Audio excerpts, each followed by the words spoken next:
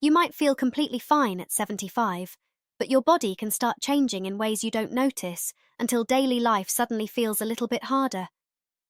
Maybe socializing takes a bit more effort, or you don't feel as much joy as you used to, or you deal with more pain than you did when you were younger.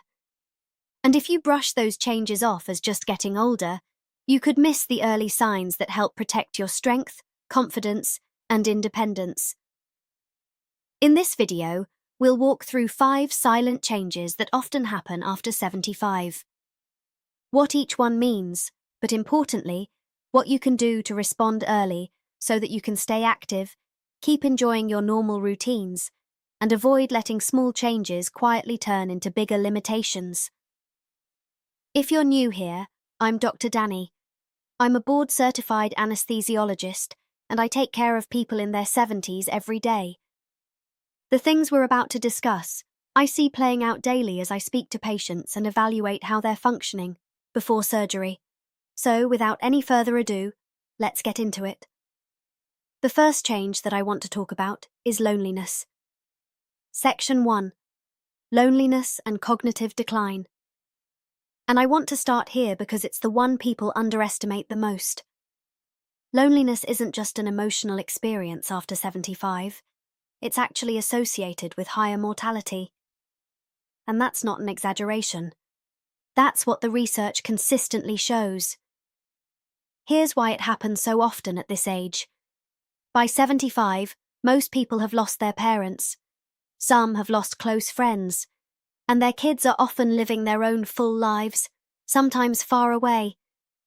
If you've always been the independent type, somebody who never needed to lean on a big social circle, this is exactly the profile of a person who can end up isolated without even realizing it because you're used to being fine on your own. Maintaining friendships after 75 takes actual effort in a way that it might not have before. And it helps to be really deliberate here. Literally, putting plans on the calendar several days a week rather than waiting for things to happen naturally, because having something to look forward to, whether it's coffee with a friend or a phone call or a standing lunch date, gives you a real burst of energy. But it also does something else valuable. It exposes you to new ideas, different points of view, which keeps your thinking flexible in a way that matters as we age. Here's another thing to consider. Loneliness is actually linked to cognitive decline. Regular conversation, especially with people outside your usual circle, keeps your brain doing something structured that exercise can't replicate. Real-time problem solving, following somebody else's train of thought, or responding on the fly. That is a workout for your brain, and it's one of the reasons that staying social is protective well beyond mood. If getting out and coordinating plans has become harder, especially if you live alone, a senior community setup can genuinely help here. Not because you or your parent needs care, but because it removes the burden of having to plan your own social life, activities, small jobs, and people around you. It just takes the effort out of staying connected. If you're an adult child, watching a parent struggle with isolation, bringing up a senior community can feel like a really difficult conversation. Framing it around what it adds, built-in activities, social opportunities, less to coordinate rather than what it takes away, tends to land much better than framing it around limitations or decline. The second change that can silently creep up in your mid-70s is a section 2. Depression risk and finding purpose, rising risk of depression. The risk of depression increases as we age, and it's actually tied to 2 things: a worse quality of life and increased mortality. But I want to address what actually protects against this.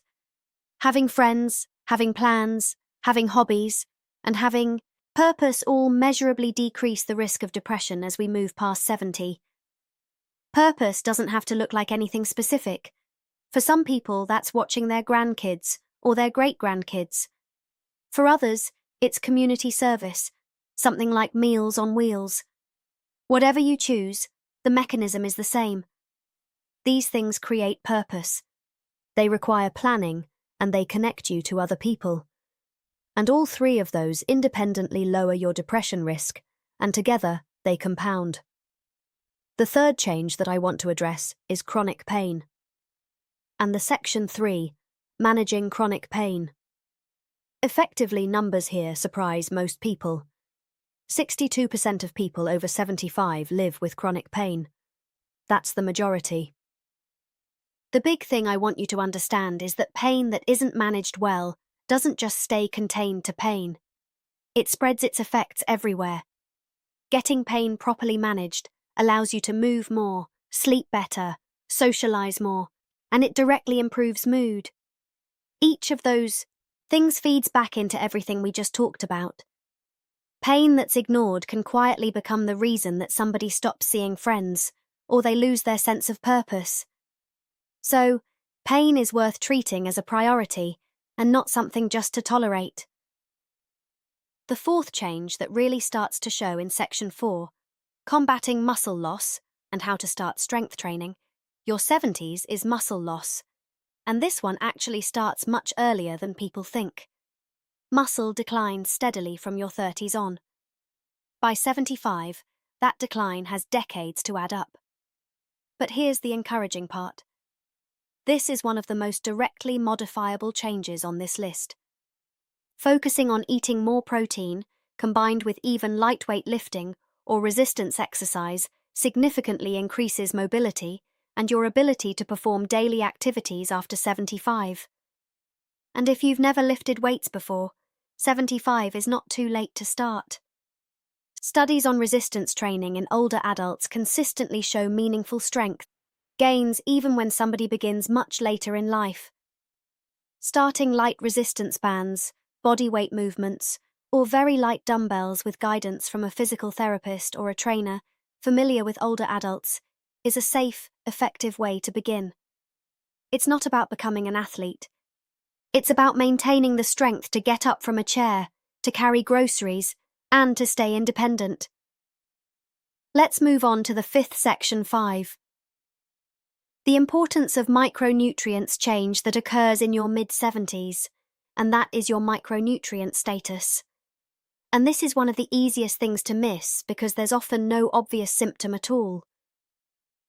Getting the micronutrients you need becomes harder as you age, and that's largely because your requirements actually increase, even as appetite and absorption from the stomach often decrease.